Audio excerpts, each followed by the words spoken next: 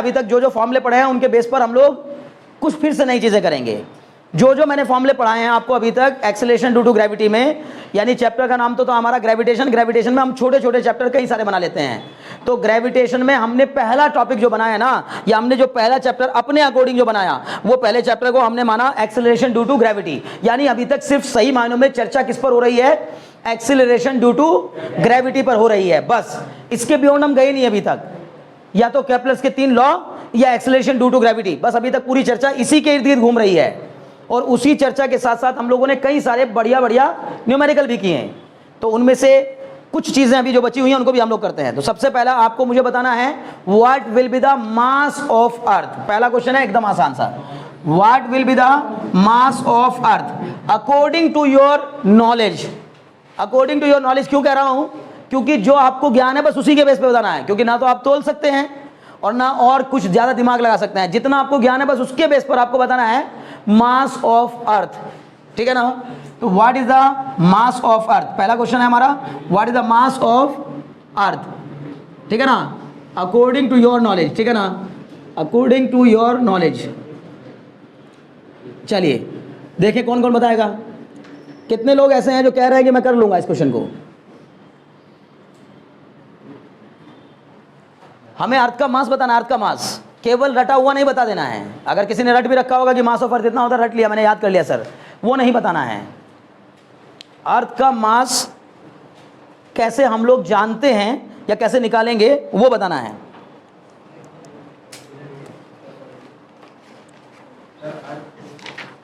हाँ, अगर अर्थ का मास जानने का मन होगा क्या करोगे सर? ठीक है, स्फीयर का वॉल्यूम निकाल लोगे। तो डेंसिटी नहीं पता है, कैसे करोगे? कुछ नहीं करने की जरूरत है। अब जो मुझे ज्ञान है मैं उसके अकॉर्डिंग क्या कहूँगा सर? ये देखो तुम लोगों को, यही तो मैं कह रहा हूँ, कुछ नहीं आता तुम लोगों को। Sir we know that G बराबर capital GM upon R square. अब मुझे क्या निकालना है इसमें से? कैपिटल M, ये निकालना है। M मतलब क्या? मास ऑफ अर्थ। अब मुझे सर क्या स्मॉल g पता है? हाँ सर पता है। कितना? 9.8। ये पता है? हाँ सर पता है। कितना? 6400 किलोमीटर। ये पता है? हाँ सर पता है। बस m निकालना है। निकल गया m, लो आ गया m। सॉल्व करो आराम से, बताओ जल्दी से। कैपिटल M बराबर GR square upon capital G। Small g की वैल्यू बताइए 9.8 मीटर पर सेकेंड स्क्वायर, इनटू में r की वैल्यू बताइए 6.4, या चलो पूरा लिख देता हूं पहले एक बार, 6400 इंटू 1000। बताओ 1000 से मल्टीप्लाई क्यों किया निधि? मीटर में बदलने के लिए, किलोमीटर को मीटर में बदलने के लिए। अपॉन में कैपिटल जी कितना हो जाएगा? 6.67 इंटू 10 की पावर -11। 9.8 इंटू, इसको मैं लिख सकता हूं सर 6.4 इंटू 10 की पावर, बोलो कितना? 6.4 इंटू 10 की पावर 6 का स्क्वायर, अपॉन में 6.67 इंटू में 10 की पावर -11। समझ पा रहे हो ना? बताओ कितना आएगा सॉल्व करने के बाद? सर कैपिटल M बराबर ये आ जाएगा 9.8 इंटू में कितना? 6.4 इंटू 6.4 और इंटू में कितना? 10 की पावर 12 अपॉन में कितना? 6.67। तो एक काम कर लेते हैं सर, यहाँ 2 के बाद पॉइंट है और यहाँ 1 के बाद पॉइंट है, तो इन दोनों पॉइंट को हटा देते हैं। क्या बचा? कैपिटल M बराबर 9.8 इंटू 64 इंटू में 10 की पावर 12 अपॉन में कितना? 667। इन दोनों को मल्टीप्लाई कराओ, बल्कि तीनों को मल्टीप्लाई कराओ। क्लियर ना? हाँ। ओ नीचे 10 की पावर क्या भी है? -11। 10 की पावर -11, बिल्कुल सही, वेरी गुड।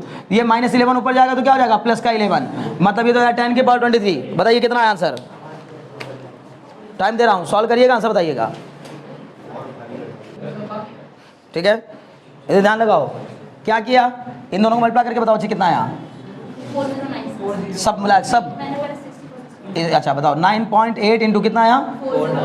4096। ओके, अपॉन में 667 इंटू में 10 की पावर 23, फिर इससे इसको डिवाइड करा दिया कितना? Very good 6.1। M बराबर इसको मल्टीप्लाई किया 59.87, बिल्कुल सही है, इंटू में 10 की पावर 23। कैपिटल M बराबर 5.98 इंटू 10 की पावर 24 किलोग्राम। यही होता है मास ऑफ अर्थ। 5.98 को आप 6 भी कह सकते हैं। अगर आपको याद रखना है यानी याद करना है तो उसको हम लिख सकते हैं 6 इंटू 10 की पावर 24 किलोग्राम। अर्थ का मास अप्रोक्सीमेटली इतना होता है। m is equal to 6 into 10 की पावर 24 किलोग्राम, 6 इंटू 10 की पावर 24 किलोग्राम। समझ पा रहे हैं मेरी बात? ये अर्थ का मास है, मतलब अर्थ का मास मतलब अर्थ पर मौजूद लोगों को मिलाकर नहीं, सिर्फ अर्थ का मास है ये। क्यों? क्योंकि हमने अर्थ की रेडियस ली है और अर्थ की ग्रेविटेशनल एक्सेलरेशन की वैल्यू ली है, और हमारे ग्रेविटेशनल एक्सेलरेशन की वैल्यू नहीं है, अर्थ के ग्रेविटेशनल एक्सेलरेशन की वैल्यू है। क्लियर है ना? तो ये अर्थ का इतना मास है अकेले। क्लियर है? बहुत अच्छे। नेक्स्ट लिखेंगे what will be the density of earth according to your knowledge. दूसरा क्वेश्चन देखिए, है ना, देखिए what is the density of earth, what is density of earth according to your knowledge. अपने नॉलेज के अकॉर्डिंग आप बताइए कि अर्थ की ग्रेविटी कितनी है, सो डेंसिटी कितनी है। मैं इसलिए कह रहा हूं क्योंकि एग्जैक्ट नहीं होता है इस तरह से कभी भी, ठीक है ना, लेकिन हमें जो नॉलेज है उसके बेस पर हम एवरेज डेंसिटी बता पाएंगे। तो कौन सा फॉर्मूला रहेगा आपकी बार? हाँ, वेरी गुड। हाँ, हम कहेंगे वी नो दैट, हम जानते हैं। क्या जानते हैं? स्मॉल जी बराबर 4/3 पाई जी आर रो। अब मुझे रो पता करना है, तो ये 3 कहाँ चल जाएगा? ऊपर 3g/4 pi upon capital G R. बोलो बात समझ में आ रही कि नहीं? इज इक्वल टू क्या बचा? रो। अब बताओ तुम्हें जी की वैल्यू पता है, पाई की वैल्यू पता है, कैपिटल जी की वैल्यू पता है, आर की वैल्यू पता है, फॉर्मूले में रखेंगे, आंसर आ जाएगा दौड़ते हुए। करिए जल्दी से, देर मत लगाइए। हाँ बिल्कुल कर सकते हैं, ठीक है ना। वॉल्यूम इंटू डेंसिटी वाला भी लगा सकते हैं, मास अगर याद है तो उससे भी आ जाएगा। बिल्कुल सही। तो 3 इंटू 9.8 अपॉन में 4 इंटू 3.14 इंटू 6.67 इंटू 10 की पावर -11 इंटू आर। बताइए आर है 6.4 इंटू 10 की पावर 6। बोलो बात समझ में आ रही कि नहीं? ये मैंने कैसे लिख दिया, समझ में आ रहा है? शौर्य 6.4 इंटू 10 की पावर 6 कैसे लिख दिया, समझ में आ रहा है? पक्का? बहुत अच्छे। ये रेडियस की वैल्यू है, किलोमीटर में नहीं, मीटर में। किलोमीटर में कितनी होती है? 6400 किलोमीटर। क्लियर है? जब पढ़ाने का मौका दोगे ना, मजा आएगा भाई। एक दिन में ज्यादा क्वेश्चन हो पाएंगे, थोड़े से समय में बहुत क्वेश्चन हो जाएंगे। आप थोड़ा सा मन तो बनाइए पढ़ने का, फिर देखिए कि क्या मजा आ रहा है। अंदर ही अंदर फील आएगा आपको कि यार क्या मजा आ रहा है, ठीक है ना। चलो आप बताओ इसको सॉल्व करके कितना आया, कोई बताएगा? सॉरी, स्मॉल रो है ये, रो डेंसिटी। ये पहले स्टैंड की पावर -11 को ऊपर ले जाओ, ये हो जाएगा 3 इंटू 9.8। एक काम करो, इस वाले पॉइंट से ये वाला पॉइंट भगा दो, कितना आ जाएगा? 3 इंटू 98 इंटू में 10 की पावर 11, ये माइनस का 11 ऊपर जाए क्या हो जाएगा? प्लस का 11 अपॉन में 4 इंटू 3.14 इंटू में 64 इंटू में 10 की पावर, ये ऊपर जाके -6 हो जाएगी। बोलो बात समझ में आ रही कि नहीं? ये वाली 6। क्लियर है? क्योंकि ये प्लस का है ना, तो जो जाके माइनस नहीं होगा। 10 की पावर यहाँ +6 है, तो ऊपर जाके क्या हो जाएगी? -6। अगर चाहते तो पहले लिख लेते -11 और +6, 10 की पावर -5, ऊपर जाके 10 की पावर +5। अभी भी वो 10 की पावर +5 ही है, 10 की पावर +5 ही है अभी भी। क्लियर? इसको सॉल्व करिए, आंसर बताइए।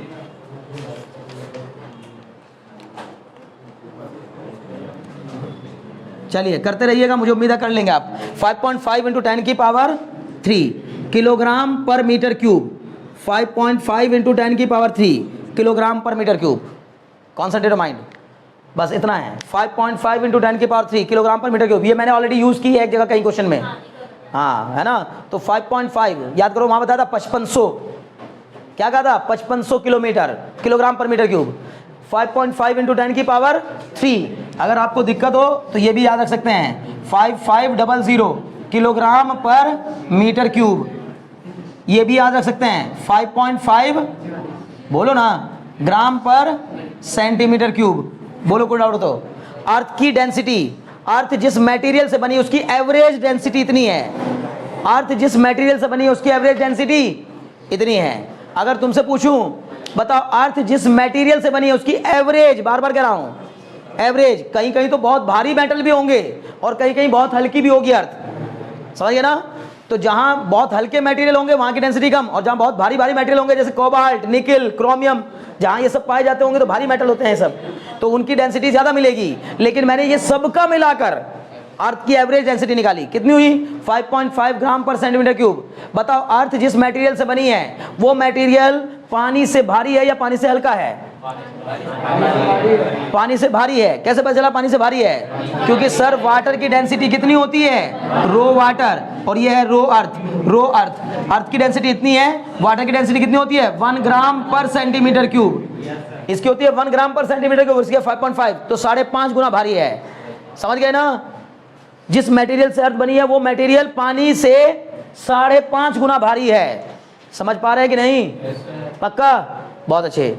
दूसरी बात बताओ, मरकरी से भारी है, मरकरी से हल्की है? अर्थ का मटेरियल मरकरी से हल्का है या मरकरी से भारी है? मरकरी से। अर्थ का मटेरियल मरकरी से भारी है या हल्का है? भारी है। क्यों लगा आपको ऐसा भारी है? क्योंकि सर वो लिक्विड है और ये सॉलिड है। आपको लगा सॉलिड है, ऐसा नहीं है ना? मरकरी इज अ मेटल, ठीक है ना? Liquid metal. कैसा मेटल? Liquid metal. मरकरी की डेंसिटी 13.6 ग्राम पर सेंटीमीटर क्यूब होती है। कितनी होती है? भूलिएगा नहीं अब। रो Hg, Hg मतलब मरकरी, कितनी होती है? 13.6 ग्राम पर सेंटीमीटर क्यूब। 13.6 ग्राम पर सेंटीमीटर क्यूब। अब सर क्या ये याद रखनी है? ये तीनों याद रखनी है, ये तीनों इंपॉर्टेंट है। बस इन तीन के अलावा कोई और नहीं याद करनी है। ये क्यों याद रखनी है सर? मरकरी वाली क्यों याद करनी है सर? इसकी वजह है, अभी आगे चलोगे तो सरफेस टेंशन चैप्टर आएगा, वहां पर जरूरत पड़ेगी इसकी। वहां मरकरी का बड़ा काम है सरफेस टेंशन में। समझ में आ रही बात ना? तो मरकरी पानी से, बार बार कह रहा हूं, मरकरी पानी से भारी होती है। मरकरी की गोलियां पानी में डूब जाएंगी। समझ में आ रही बात ना? मरकरी की ड्रॉप्स जो होंगे वो पानी में क्या हो जाती हैं? डूब जाती हैं। क्लियर? मरकरी भी लिक्विड है और पानी भी लिक्विड है। पानी से भरी हुई बकेट को उठाकर आप यहां से बाथरूम तक आराम से ले जाओगे, लेकिन वही बकेट मरकरी की भरी हुई आप उठा नहीं पाओगे। What is the reason? Sir density ज्यादा होने की वजह से मास ज्यादा हो जाएगा उतने ही वॉल्यूम में। बकेट का मतलब क्या हुआ? मैंने कहा वही सेम बकेट, तो सेम बकेट का वॉल्यूम सेम। एक बकेट में आपने सेम दोनों एक बकेट आपने पहले पानी की भरी, उसको ले जाकर के किसी जगह पर डाल दिया, फिर आपने वहीं से एक मरकरी की बकेट भरी, वही सेम बकेट मरकरी से भर ली, वो भी तो लिक्विड है। तो मरकरी से आपने जब बकेट को भरा और वहां ले जाने की कोशिश करोगे, ले जा ही नहीं पाओगे। समझ गए ना? अगर आपकी क्षमता 20 लीटर पानी की एक बाल्टी उठाने की है ना, तो 20 लीटर की ही उस बाल्टी में कितना मरकरी आ जाएगी पता है आपको? वो एक बाल्टी मरकरी की, एक बाल्टी पानी की 20 बाल्टी, 13 बाल्टियों के बराबर होगी। नहीं समझे? मरकरी की एक बाल्टी पानी की 13.5 बाल्टियों के बराबर होगी कम से कम। तो जो बंदा एक बाल्टी उठाने में हालत खराब हो जा रही है उसकी, वो 13.5 बाल्टी कहाँ उठा पाएगा? तो मरकरी से भरी हुई बाल्टी तुम उठाने की कोशिश करना, तुम्हारे बस की बात नहीं है। बोलो बात समझ में आ रही कि नहीं? पता कैसे चला? सर डेंसिटी ज्यादा है, डेंसिटी ज्यादा होने से मास ज्यादा है। बोलो बात समझ में आ रही कि नहीं? बताओ, बाल्टी के ऊपर, मरकरी की बाल्टी पर ज्यादा फोर्स लगेगा या पानी से भरी हुई बाल्टी पर ज्यादा फोर्स लगेगा ग्रेविटी के कारण? एक ही जगह रखी हुई दो बाल्टी, सुनो, एक छोड़ो एक मिनट, बड़े ध्यान सुनिएगा। एक वेविंग मशीन जानते हो? स्प्रिंग बैलेंस वाली वेविंग मशीन। उस वेविंग मशीन में एक स्प्रिंग पे लटका दिया मरकरी से भरी हुई बाल्टी, एक पे लटका दिया पानी से भरी हुई बाल्टी। बताओ कौन से स्प्रिंग बैलेंस का स्प्रिंग ज्यादा खींचेगा? क्यों? क्योंकि सर वो मरकरी भारी होती है। कल भी बताया था, भार के कारण हमें वेट महसूस होता है। वेट किसका ज्यादा होगा? सर मरकरी का ज्यादा होगा। मास किसका ज्यादा होगा? पक्का मरकरी का ज्यादा होगा। ग्रेविटी किस पे ज्यादा लगेगी? दोनों पे सेम लगेगी। एक ही प्लेस पे रहते हुए ग्रेविटी की वैल्यू यानी जी की वैल्यू नहीं बदलती सर। जब हमने एक ही जगह दो स्प्रिंग बैलेंस लगा के अगल बगल में और दोनों पे लगा, तो ग्रेविटी दोनों पे सेम, लेकिन एक पर ग्रेविटी अगर जी लगी, उसका मास ज्यादा होने के कारण उस पर ग्रेविटेशनल पुल ज्यादा होगा। ग्रेविटेशनल पुल मतलब फोर्स। mg की वैल्यू क्या हो जाएगी उसके? अरे भाई जिसका m ज्यादा उसका mg ज्यादा, जिसका m कम उसका mg कम। नहीं समझे? तो वेट दो चीजों से डिसाइड होता है। अगर किसी बॉडी पर ग्रेविटी सेम होते हुए दो ऑब्जेक्ट पर सेम ग्रेविटी लग रही हो पर मास डिफरेंट हो, तो भी उनका वेट डिफरेंट होगा। और दो ऑब्जेक्ट का मास सेम हो, उन पर डिफरेंट ग्रेविटी लग रही हो, तो भी उनका वेट डिफरेंट होगा। बोलो बात समझ में आ रही कि नहीं? अभी को डाउट है? अरे समझ में आ रहा है? ये मुझे यहीं से कंफ्यूजन शुरू हो जाता है आप लोगों के दिमाग में, पता नहीं क्यों। हाँ क्या? मैंने कहा वेट, वेट बराबर क्या होता है फॉर्मूला? mg। दो चीजों से मिलके बना है ना, m से और g से। अगर दो केस में g सेम, मास डिफरेंट, दो बॉडीज के बारे में बात कर रहा हूं, body A body B, mass different g same, तो w क्या हो जाएगा? डिफरेंट हो जाएगा। बोलो हो जाएगा कि नहीं? एक बार फिर समझो, m और कैपिटल M एक ही प्लेस पर है, यहां भी g यहां भी g। अब बता, इसका वेट, इसका वेट स्मॉल mg और इसका वेट कैपिटल mg। अब अगर मैंने ये कह दिया capital M is greater than small m, capital M is greater than small m, बोलो अब W और W के बारे में क्या कहोगे? तो हम बोलेंगे sir W is also greater than small m। कारण क्योंकि सर G तो दोनों के केस में सेम है, लेकिन अगर ये बड़ा है तो फिर इसका वैल्यू भी बड़ी होगी। तो मरकरी का ये बड़ा होता है, ये मरकरी का मास ही ज्यादा होता है। क्यों ज्यादा होता है? सेम एक ग्लास मरकरी और एक ग्लास पानी में किसका मास ज्यादा? सर मरकरी का मास ज्यादा। वॉल्यूम दोनों का सेम, वॉल्यूम दोनों का सेम। अगर कोई पूछे भाई एक ग्लास, तो एक ग्लास के वॉल्यूम के बराबर दोनों का वॉल्यूम है। Volume is the space occupied by the body. तो मतलब मरकरी ने भी उतना स्पेस ऑक्यूपाई कर रखा है और पानी ने भी उतना स्पेस ऑक्यूपाई कर रखा है। इसका मतलब वॉल्यूम सेम, डेंसिटी डिफरेंट। जिसकी डेंसिटी ज्यादा उसका मास ज्यादा, जिसकी डेंसिटी ज्यादा उसका मास ज्यादा, जिसका मास ज्यादा सेम प्लेस पर उसी का वेट भी ज्यादा होता है। बोलो बात समझा कि नहीं? अभी कोई डाउट है? हाँ जब हम ग्रेविटी वर्ड बोलते हैं तो ग्रेविटेशनल एक्सेलरेशन की बात होती है। हाँ, अगर मैं ग्रेविटी बोलता हूँ ना, ग्रेविटी, तो ग्रेविटेशनल एक्सेलरेशन की बात करता हूँ। और जब भी बोलता हूँ ग्रेविटेशनल पुल, ग्रेविटेशनल पुल, पुल और पुश इज कॉल्ड फोर्स, पुल और पुश इज कॉल्ड फोर्स। तो ग्रेविटेशनल पुल मतलब ग्रेविटेशनल फोर्स। आई बात समझ में? अगर मैं केवल ये कह रहा हूं ना कि बताओ अर्थ और मून में किसकी ग्रेविटी ज्यादा, तो ग्रेविटी ज्यादा होना मतलब एक्सेलरेशन ड्यू टू ग्रेविटी, यानी स्मॉल जी किसका ज्यादा? स्मॉल जी किसका ज्यादा? समझ ना? समझ गए मेरी बात? कंफ्यूजन होता है कई बार इस बात को लेकर के कि सर ग्रेविटी से मतलब आप कहना क्या चाहते हैं, कि ग्रेविटी क्या कहना चाह रहे हैं, समझ ना? तो मैंने आपको बता दिया ग्रेविटी मतलब acceleration due to gravity, acceleration due to gravity. सही मानो वैसे तो जी जो होता है ना स्मॉल जी, वो भी ग्रेविटी नहीं होती है।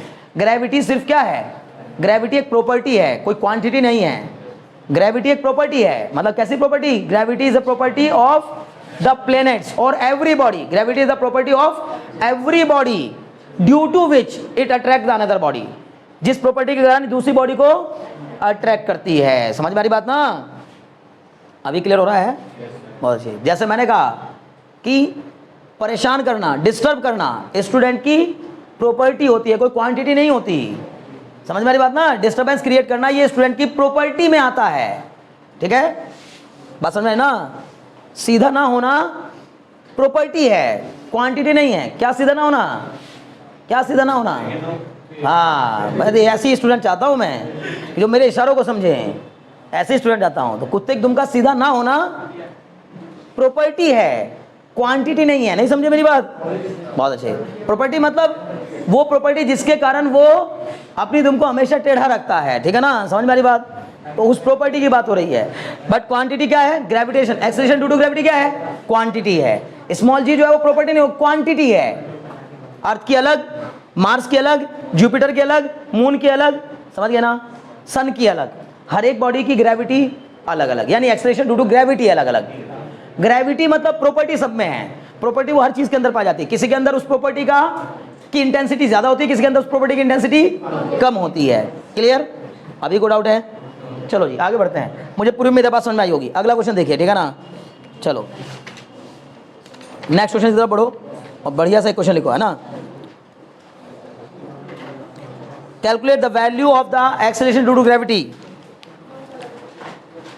Eight the moon. Calculate the value of the acceleration due to gravity at the surface of moon. Calculate the value of acceleration due to gravity at the surface of moon.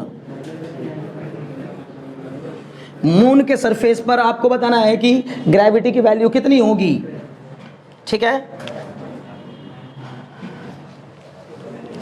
आप लोग try करिए, आपसे हो जाए तो बहुत अच्छी बात। नहीं हो पाएगा, नहीं हो पाएगा, मैं बताता हूं क्यों। नहीं, वो तो पहले से पता है, उस बात को छोड़ दो। अब ये मत सोचो कि हमें पहले से पता है 1/6 होती है, उसको छोड़ दो, उस बात को भूलकर तब बताओ मुझे कि वैल्यू कितनी आएगी।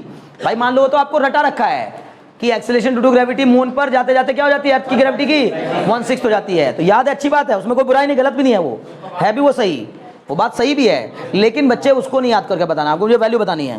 तो हाँ, अब आप बोलेंगे सर इसके लिए तो हमें मजबूरी है। पहली बात, किसी भी बॉडी का ग्रेविटेशनल एक्सेलरेशन निकालना हो तो रीति क्या चाहिए होगा आपको, उस बॉडी का मास, ऐसे बोलो, उस बॉडी का मास और उस बॉडी की रेडियस, समझ गए ना। तो सर आप अगर मुझे मून का मास और मून की रेडियस बता दें तो मैं आराम से आपको उसकी ग्रेविटी बता दूंगा। चलो मैं आपको बता रहा हूं, इसने दिया है मास ऑफ अर्थ 6 × 10⁻24। क्या क्या दिया आप लोगों को? पहली बात तो क्वेश्चन पूछा है calculate the acceleration due to gravity, calculate the acceleration due to gravity, calculate the acceleration due to gravity of moon, ठीक है ना। ओके जी, देखिए क्या क्या दिया है, ME दिया है, ME मतलब मास ऑफ अर्थ 6 × 10⁻24, 6 × 10⁻24 किलोग्राम। MM दिया है शायद, हाँ, मास ऑफ मून भी दिया है, MM 7.4 × 10⁻22 किलोग्राम। बताओ निधि कौन ज्यादा, मून का मास ज्यादा है अर्थ का मास ज्यादा? अरे यार मुझे तो मून का लग रहा है, 6 और 7.4। हाँ तो इधर देखना पड़ेगा, इधर देखना पड़ेगा, नहीं देखने पर क्या लग रहा है 6 और 7.4 में कौन बड़ा, 7.4। लेकिन सर यहाँ 10⁻22 और यहाँ 10⁻24, अर्थ का मास मून के मास का लगभग 100 गुना है, लगभग 100 गुना, लगभग, ठीक है ना। लगभग क्यों कह रहा हूँ, क्योंकि यहाँ पर ये थोड़ा ज्यादा है, इसलिए लगभग क्या मान सकते हैं आप 90-95 गुना है। एक अर्थ में से लगभग चंद्रमा जैसे कम से कम 90 चंद्रमा बना दिए जाएंगे आराम से, हमारी इस अर्थ में से 90 चंद्रमा बनाए जा सकते हैं, समझ पा रही बात ना, 90, क्लियर। हालांकि ये लगभग 100 गुना है, कारण क्योंकि ये 10⁻22 और ये है 10⁻24, मतलब 100 ज्यादा हो गया, क्लियर है ना। अभी को डाउट है, ऐसे पढ़ना चाहिए क्यूरियोसिटी के साथ। चलो जी, और क्या दिया है, रेडियस ऑफ मून दी है RM। अब तो सर इसकी क्या जरूरत थी, कोई जरूरत नहीं थी, जब ये दोनों दे दिया तो फिर उसकी क्या जरूरत है, कोई जरूरत नहीं है। चलिए आपको एक्चुअली दोनों बतानी है, नहीं कुछ नहीं बता, ठीक है, तो बस आप ये निकालो, ये दे रहा हूँ, मून दे रहा हूँ 1.74 × 10⁻6 मीटर। बताओ रेडियस ऑफ अर्थ ज्यादा होती है, रेडियस ऑफ मून ज्यादा होती है? रेडियस ऑफ अर्थ है 6.4 × 10⁻6 मीटर और ये कितनी है 1.74 × 10⁻6 मीटर, तो थोड़ी सी ज्यादा है, नहीं समझे? देखो ना 1.7 10⁻6 तो दोनों में बराबर हो गया। अब 1.7 और 1.17 जो गए 68, लगभग 4 गुनी है। अर्थ की रेडियस, अर्थ की रेडियस मून की रेडियस की लगभग 4 गुनी है, बट मास, मास मून के मास का बहुत बड़ा ज्यादा है, 100 गुना, लगभग 100 गुना है। बोलो डेंसिटी किसकी ज्यादा होगी? वेरी गुड, अर्थ के मटेरियल की डेंसिटी ज्यादा होगी, तभी तो कम रेडियस में भी ज्यादा मास है, नहीं समझे भाई। रेडियस तो बड़ी केवल 4 गुनी, हालांकि होने को अर्थ की रेडियस भी बड़ी है, अर्थ का मास भी बड़ा है, लेकिन रेडियस में बदलाव आया कितना, सिर्फ 4 गुना, और मास में बदलाव आ गया कितना, 100 गुना हो गया, समझ ना। तो डेंसिटी क्या रही होगी अर्थ के मटेरियल की, ज्यादा। बोलो बात समझ में आ रही कि नहीं? निकालो जल्दी से, जी ऑफ मून बताओ निकाल के, कितनी आ गई value?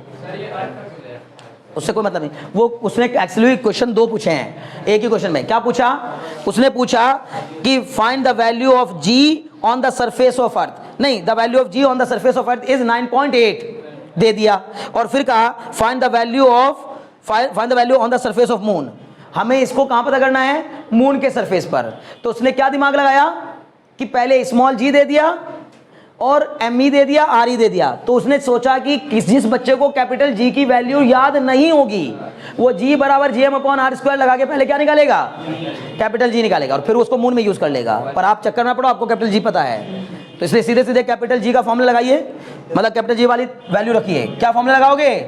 GM = capital G × MM/RM²। बोलो होगा कि नहीं? वैल्यू रख दो, आंसर आ जाएगा। G की वैल्यू कितनी रख दूं? बोलो 10⁻11। MM कितना रख दूं? मास ऑफ मून 7.4 × 10⁻22 अपॉन में RM बताओ कितना रख दूं? 1.74 × 10⁻6 का होल स्क्वायर। देखिए कितने लोग, कौन जल्दी से सॉल्व करके बताएगा? कौन बच्चा है जो सबसे पहले सॉल्व करके बताएगा? उतनी होती है। ठीक है, सुनो, इसको मल्टीप्लाई डिवाइड करके जब सॉल्व करोगे तो आंसर आएगा 1.63 क्या मीटर पर सेकंड स्क्वायर, 1.63 मीटर पर सेकंड स्क्वायर। समझ गए? याद भी रख सकते हैं, भूलने की जरूरत नहीं है, याद भी रख सकते हैं आप इससे। ठीक है ना, हो गया? यहां तक कोई समस्या हो छोड़ दो इसको, अब हो गया। 3 क्वेश्चन हो गए, चौथा करो जल्दी से, नोट कर लीजिएगा, सॉल्व करके यही आएगा आंसर। ठीक है, चलिए लिखिए, the acceleration due to gravity on the planet A is, the acceleration due to gravity, acceleration due to gravity on planet A is 8 times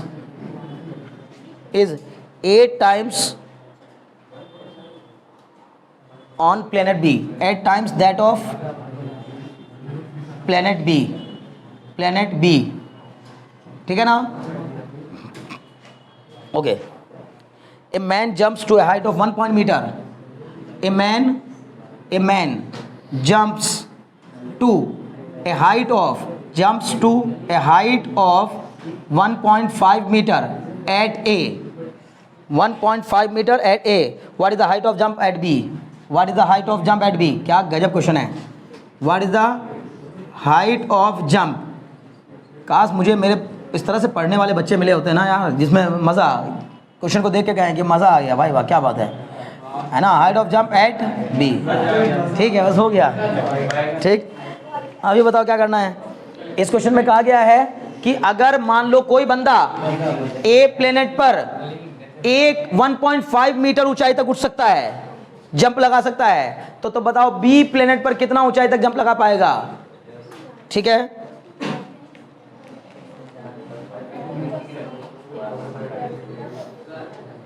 हाँ बोलो बच्चे।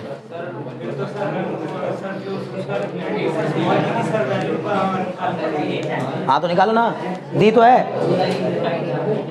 पहले वाले प्लेनेट पर दूसरे वाले प्लेनेट पर से, ये है प्लेनेट ए और ये है प्लेनेट बी। इस प्लेनेट ए पर खड़ा होकर एक व्यक्ति जंप लगा रहा है और एक व्यक्ति इस प्लेनेट बी पे खड़ा होकर के जंप लगा रहा है। आपको बताना है कौन ज़्यादा ऊपर तक जाएगा। मान लीजिए ये गया एच ए ऊंचाई तक, तो ये कितनी ऊंचाई तक जाएगा, तो मान लिया कि एच बी तक जाएगा। कितने तक? एच बी तक। मुझे एच ए की वैल्यू दे रखी है, कितनी है? 1.5। एच बी की वैल्यू मुझे पता करनी है। बोलो बात समझ में आ रही कि नहीं आ रही है? बहुत बढ़िया। बताइए क्या करेंगे।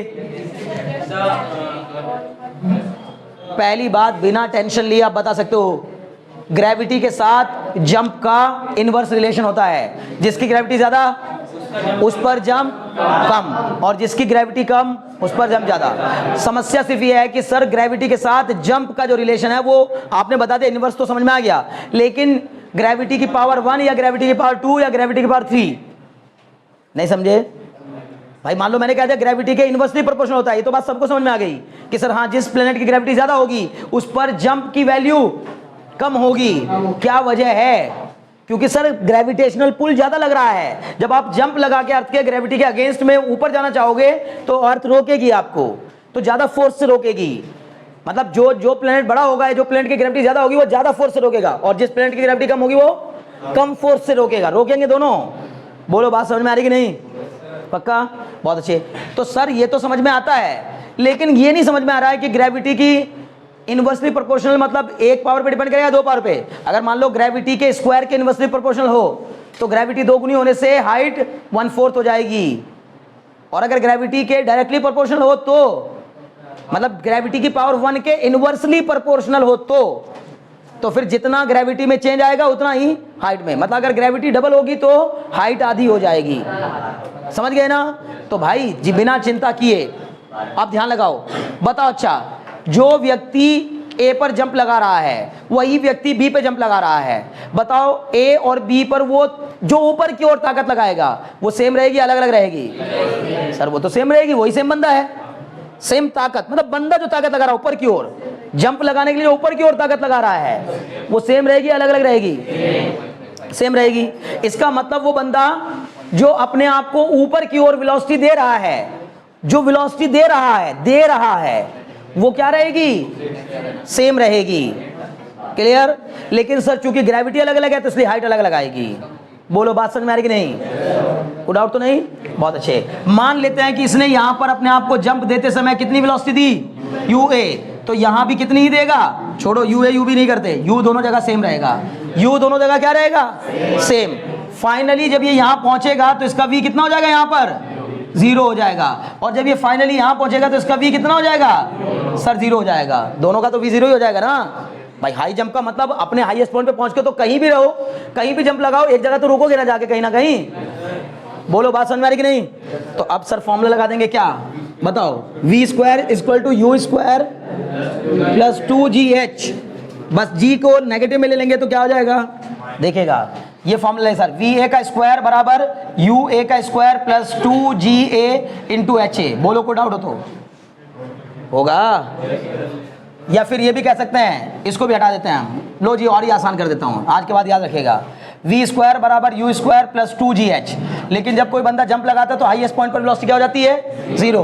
तो ये जाएगा u स्क्वायर प्लस 2, g को कितना लेंगे? माइनस का g। कारण है क्योंकि वेलोसिटी के अगेंस्ट में लग रही होगी h। बताओ क्या हो जाएगा? u स्क्वायर बराबर 2gh। इसका मतलब h का फॉर्मूला क्या होगा? u square upon 2g। बिना टेंशन लिए अगर तुम्हें कोई बंदा ये कह दे, बहुत ध्यान सुनो अब, अगर किसी राइफल से निकलने वाली बुलेट की वेलोसिटी 300 मीटर पर सेकंड हो, बताओ कितनी ऊंचाई तक जाएगी? तो 300 का स्क्वायर अपॉन 2g। नहीं समझे? अगर किसी राइफल से निकलने वाली बुलेट की वेलोसिटी 300 मीटर पर सेकंड हो तो बताओ कितनी ऊंचाई तक जाएगी? तो सर 300 का स्क्वायर अपॉन 2 इंटू जी। नहीं समझे? ये वाला मैंने कहा किसी राइफल से निकली बुलेट की वेलोसिटी ऐसे सीधा, तो अगर सीधा डालेंगे तो वर्टिकल वेलोसिटी होगी है। हाँ वो साइन थीटा 0 हो जाए, उसको छोड़ो, साइन 90 की वैल्यू जाएगी, साइन 90 वैल्यू 1 छोड़ो वो सब, हमें तो बस वर्टिकल मोशन पर देखना है ना। क्लियर है? समझ पा रहे हो? जी के इनवर्सली हाइट जी के इनवर्सली प्रोपोर्शनल आई है डायरेक्टली प्रोपोर्शनल। मैंने कहा ये तो दोनों के लिए क्या है? दोनों प्लेनेट के लिए यू क्या है? तो यू से कोई इंपैक्ट पड़ेगा क्या?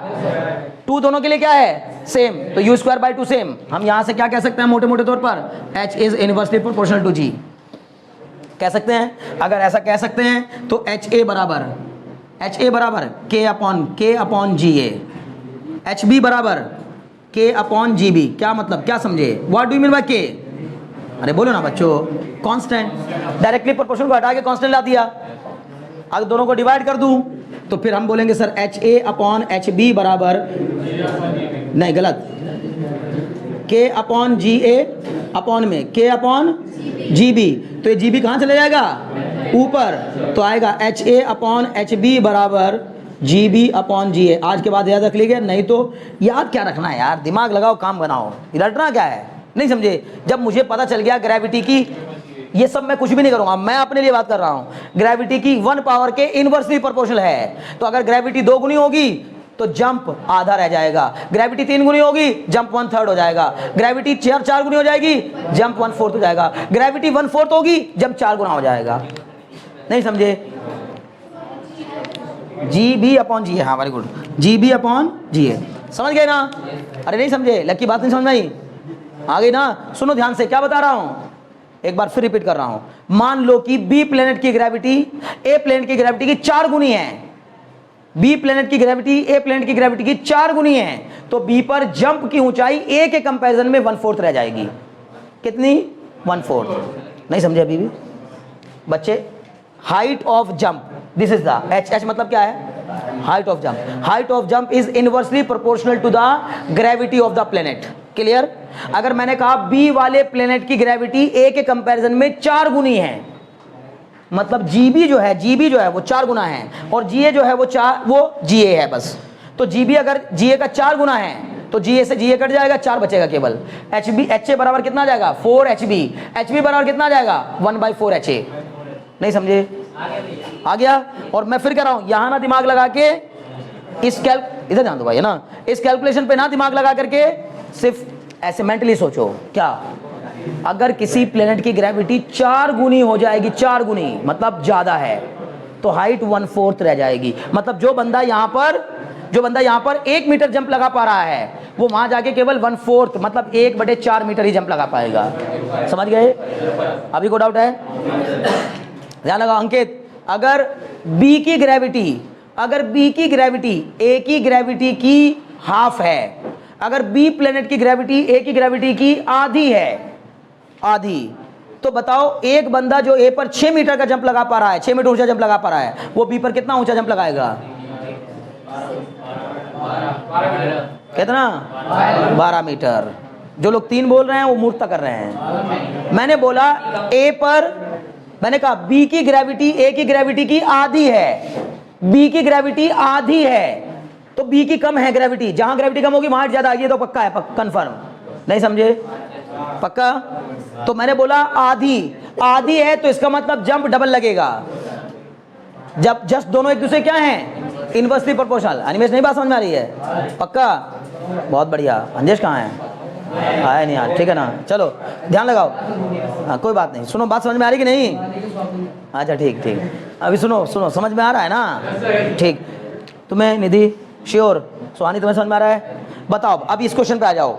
इसने कहा बी की ग्रेविटी ए की ग्रेविटी की 8 गुनी है, 8 गुनी, 8 टाइम्स, यानी ज्यादा है।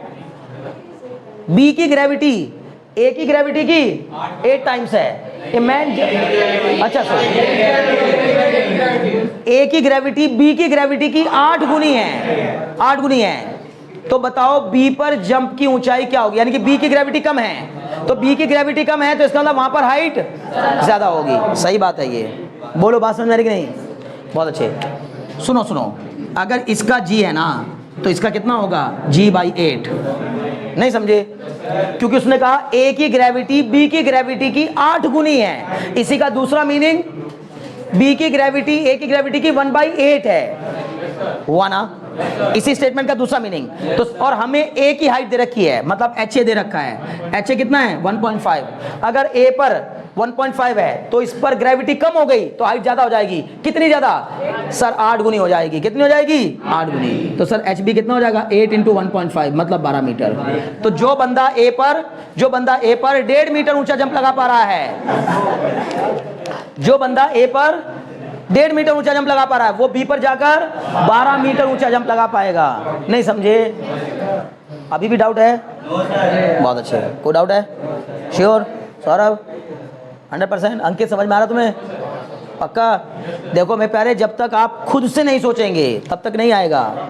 उस बच्ची ने मुझे बोला तो मैं उसको काफ़ी देर तक समझाता रहा, तुम भी बोलोगे तो मैं समझाता रहूँगा, जब तक बोलोगे तब तक समझाता रहूँगा कि हाँ ठीक है, नहीं आया तो समझो। क्लियर हो गया? अब सुनो ध्यान से, अब ध्यान सुनना मेरा क्वेश्चन, ठीक है? ए की ग्रेविटी बी की ग्रेविटी की 10 गुनी है। सुनिएगा ध्यान से, ए की ग्रेविटी बी की ग्रेविटी की 10 गुनी है। ए पर कोई बंदा 4 मीटर का जंप लगा पा रहा है, बताओ बी पर कितना लगा पाएगा? 40 मीटर ऊंचा जंप लगा पाएगा। बोलो बात समझ में आई कि नहीं? क्योंकि मैंने बोला ए की ग्रेविटी बी की ग्रेविटी की 10 गुनी है, ए 10 गुना है तो बी 1/10 हो जाएगा, और ए पर जंप है 4 मीटर ऊंचा, तो जब ग्रेविटी वहां 1/10 हो गई तो हाइट 10 गुनी हो जाएगी। हाइट 10 गुनी, यहाँ 4 मीटर तो वहां। बोलो कोई डाउट हो तो? पक्का? बहुत अच्छे। फिर सुनो, बी की ग्रेविटी ए की ग्रेविटी की 5 गुनी है, बी की ग्रेविटी ए की ग्रेविटी की 5 गुनी है। ए पर कोई बंदा 10 मीटर का जंप लगा पा रहा है, तो बताइए कि बी पर कितना लगा पाएगा? 2 मीटर। क्लियर हो गया? पक्का? बहुत अच्छे। चलो आगे बढ़ो, नेक्स्ट क्वेश्चन देखो। मिटा दो इसको, ठीक है? चलिए अगला क्वेश्चन देखिए, ठीक है ना?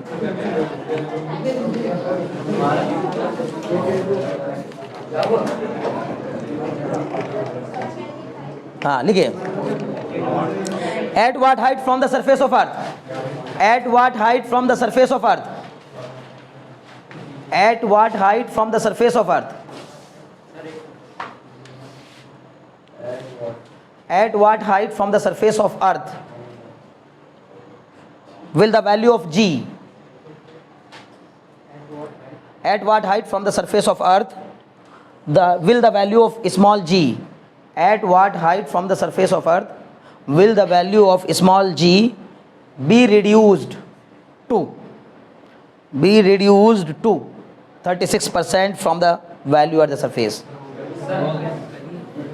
नहीं हुआ है, ठीक है ना? तुम चाहे जितना जोर लगा लो, हो गया, मैं मानूंगा नहीं हुआ है, ठीक है ना?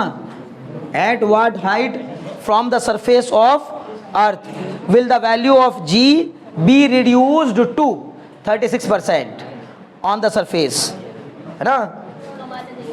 हाँ, कितना आएगा? नहीं, गलत है,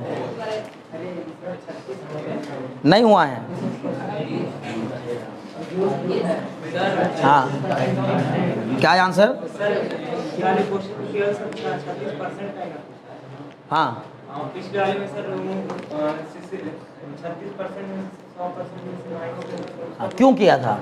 क्योंकि सर वहाँ पे रिड्यूस बाय, हाँ, वहाँ क्या था? इसीलिए मैं कह रहा हूँ, जो लोग कह रहे हैं ना हो गया है, उनको ये नहीं पता, बिल्कुल सब कुछ सेम है, बस एक वर्ड बदला है केवल।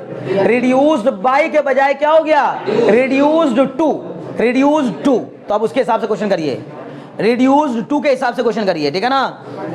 वहाँ पहले वाले जो मैंने क्वेश्चन बनाया था रिड्यूस्ड बाय, हाँ, तो रिड्यूस्ड टू।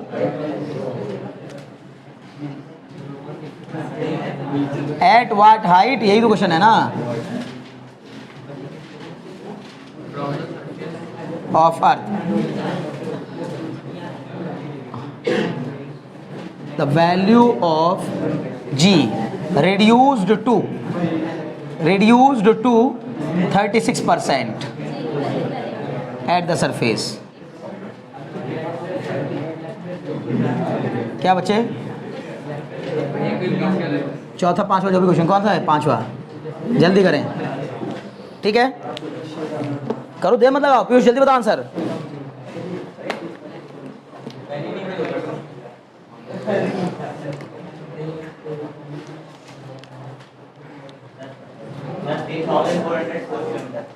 $3,000 देखते हैं अभी, देखो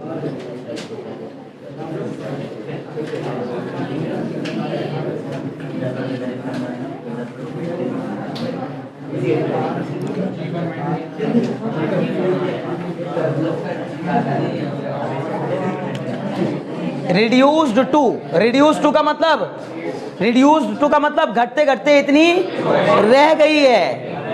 जब हम अर्थ के सरफेस से ऊपर गए तो घटते घटते इतनी रह गई है, इतनी घटी नहीं है, बल्कि घटते घटते बस इतनी ही रह गई है। क्लियर है? तो बताओ कितनी रह गई है?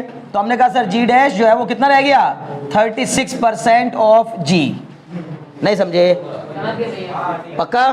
बहुत अच्छे। अब अगर इसी में क्या होता है रिड्यूस्ड बाई, तो तब क्या लिखते हैं? जी डैश बराबर जी माइनस जी का 36%, जी माइनस जी का 36%, वो आ जाता है 64% ऑफ जी। क्लियर? लेकिन अभी के लिए इतना ही दिया है क्वेश्चन में, तो आप जी डैश का फॉर्मूला बताओ। G r square upon are plus H का होल स्क्वायर, याद करो यही था कि नहीं?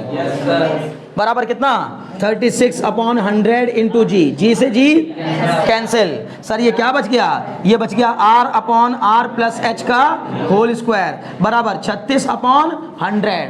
बोलो बात समझ में है कि नहीं? स्क्वायर हटाओ, स्क्वायर रूट लाओ, R upon are plus H बराबर कितना? √36/100। Sir R upon are plus H बराबर 6/10। सर 10r बराबर 6r plus 6h। Sir 4r बराबर 6h। सर h बराबर कितना?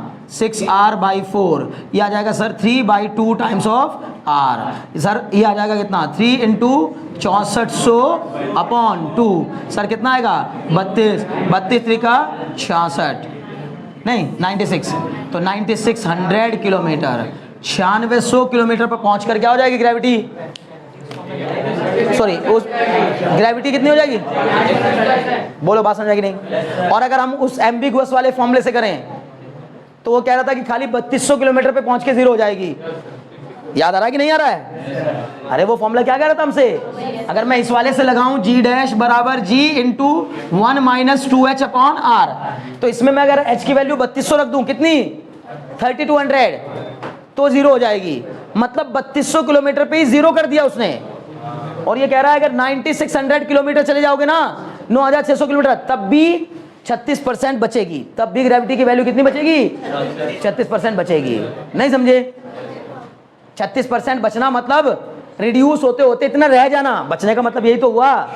समझ गए ना? जैसे मैं कहता हूँ घर तक जाते जाते घर तक जाते जाते वो जो तुम छलनी लेके आए हो ज्ञान बटोरने के लिए यहाँ पर, मोटे मोटे छेक वाली छलनी, नहीं समझे, बड़े बड़े छेद वाली, वो नहीं आटा वाली, नहीं आटा वाली नहीं लेके आ रहे आप लोग चना जिसमें छोला चना आलू जिसमें जिसका पानी निचोड़ते हैं वो वाली छलनी लेके आ रहे हो ज्ञान लेने के लिए। तो घर तक जाते जाते मोटा मोटा ज्ञान रह जाता है आपके पास, सारा छन के नीचे, समझ लो ना। घर तक मतलब अगर मैंने पूछा घर तक कितना रह गया, तो जवाब सर 36% रह गया। कितना रह गया? 36%, 64% खत्म, क्लियर। लेकिन तब भी बचा है ना। हाँ, कहाँ 4R होगा? गलती हो गई, कोई बात नहीं। 10 में 6 गया, कितना बचेगा? तो 4 ही तो लिखा मैंने, फिर यहाँ हो जाएगा, कोई बात नहीं। कितना हो जाएगा? 4R/6। तो अब कितना हो जाएगा? 2/3। कोई बात नहीं, तब भी कोई दिक्कत नहीं है। अब कितना आएगा? अब थोड़ा अलग सा अच्छा सा आंसर नहीं आएगा, बेकार सा आंसर आएगा। मतलब मैं अच्छे आंसर के लालच में मारा गया कि यार कट जाओ उससे। अब बताओ 2/3, तो ये 3 × में कितना? 6400, नहीं समझे? अब बताओ जरा कितना आएगा इसको कटा करके? 2 × 3 × 6, बोलो ना बच्चे। 3 × 3, 3 × 3 = 9, फिर 3 × 3 = 9.33। अब इसको मल्टीप्लाई कराओ, 6 6 6 6 2 4, ऐसा कुछ आया क्या? देख लो जरा, ऐसा नहीं आया? ऐसा ही तो आएगा यार, और क्या आएगा? 4266.66 किलोमीटर। चलो, तो भी उसके ऊपर निकल गए, तो भी 3200 के ऊपर ही निकल गए, नहीं समझे? हाँ, उससे तो बहुत जल्दी आ जाएगा, वो गलत हो जाएगा। वो फॉर्मूला सही नहीं है, बार बार बता रहा हूं मैं आपको, इसलिए आप यही लगाइए। वो तो बहुत बेकार हो जाएगा, उसमें 2000 कुछ करके आ जाएगा। पता लगा 2000 पे जा करके वो कह रहा है कि वेट घटते घटते इतना हो जाएगा। अच्छा सुनो, अब अगर कोई तुमसे पूछे कि बताओ अर्थ के सरफेस से कितनी ऊंचाई पर जाने पर किसी व्यक्ति का वेट उसके अर्थ के वेट से 36% रह जाएगा, तो भी यही जवाब होगा, नहीं समझे? अगर मैंने तुमसे सवाल किया कि बताओ अर्थ के सरफेस से कितनी ऊंचाई जाने पर एक्सेलरेशन ड्यू टू ग्रेविटी की वैल्यू 36% रह जाएगी, यही तो सवाल था। अब मैं पूछ रहा हूं, बताओ कितनी ऊंचाई पर जाने पर किसी बॉडी का वेट अर्थ पे उसके वेट का 36% रह जाएगा, तो भी यही जवाब होगा। बोलो क्यों? क्योंकि सर मास तो दोनों जगह पर सेम रहेगा, ग्रेविटी के घटने बढ़ने से ही वेट घटता बढ़ता है। इसका मतलब जहां पहुंचकर ग्रेविटी 36% रह जाएगी, वहीं पहुंच पर वेट भी 36% रह जाएगा। सेम केस बनेगा, करना कुछ थोड़ी ना है। जब हमने जी डैश निकाल दिया कि इतनी ऊंचाई पर जी डैश कितना हो जाएगा? 36% ऑफ जी, तो फिर एम जी डैश भी कितना हो जाएगा? 36% ऑफ एम जी, क्लियर ना? और 36% ऑफ एम जी का मतलब यही हुआ कि वहां तक जाते इतना ही रह जाएगा। बोलो समझ में आ रहा है नहीं आ रहा है? पक्का 100%? बहुत अच्छे। नेक्स्ट बताओ, हो गया? मुझे पूरी उम्मीद है बात समझ में आ गई होगी, ठीक?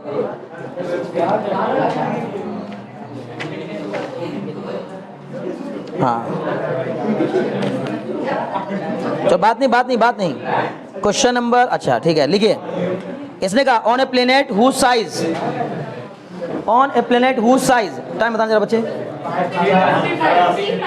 55। ओके, तो बस आज नहीं, आज के लिए इतना काफ़ी है, बाकी नेक्स्ट क्लास में मिलेंगे, ठीक है ना? मुझे लगता है आज इतना काफ़ी हो जाएगा। वैसे मैं फिर कह रहा हूँ, अभी भी मेरे वो क्वेश्चंस रह गए हैं जो मैं कराना चाहता हूँ, पर मन बना के बैठा करो क्लास में, तो आपको और ज़्यादा क्वेश्चंस कराए जा सकते हैं, ठीक है ना? जितने अभी कराए जा रहे हैं उससे ज़्यादा कराए जा सकते हैं, ठीक? चलिए, आज के इतना काफ़ी है, कल मिलेंगे हम लोग सेम टाइम पर, सेम प्रोसेस के साथ।